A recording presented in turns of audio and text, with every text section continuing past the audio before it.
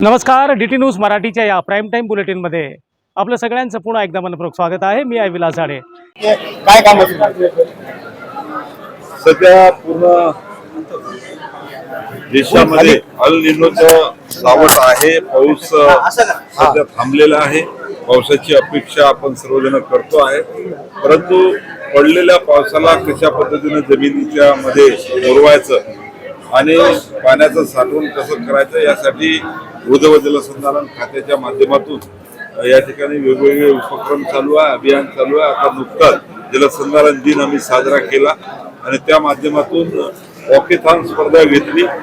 जवळपास 5 लाख लोक सकाळी 6 वाजता या वॉकेथॉन स्पर्धेमध्ये सहभागी झाले। यावरूनच असं लक्षात येते की आता माती आणि पाणी या 2 महत्वाच्या बाबीसाठी सर्वजण जागरूक झालेले आहेत आणि येणाऱ्या काळामध्ये ही लोक चळवळ नक्कीच होणार आहे। लोकांच्या सहकार्यातून लोकांना सोबत घेऊन मृद व जलसंधारण खात्याचं काम येणाऱ्या काळामध्ये आम्ही करणार आहोत।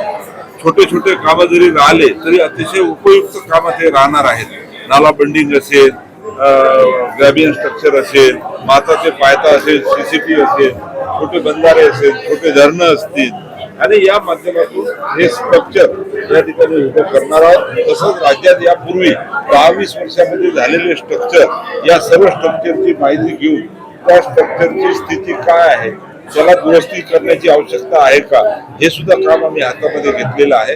आणि म्हणून येणाऱ्या काळामध्ये मृद व जलसंधारण विभागाकडून सर्वच जण अपेक्षा ठेवत आहे।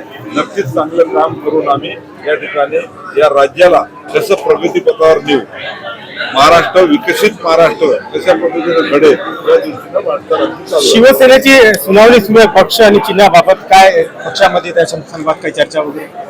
सत्य परेशान हो सकता है पण पराजित हो नहीं।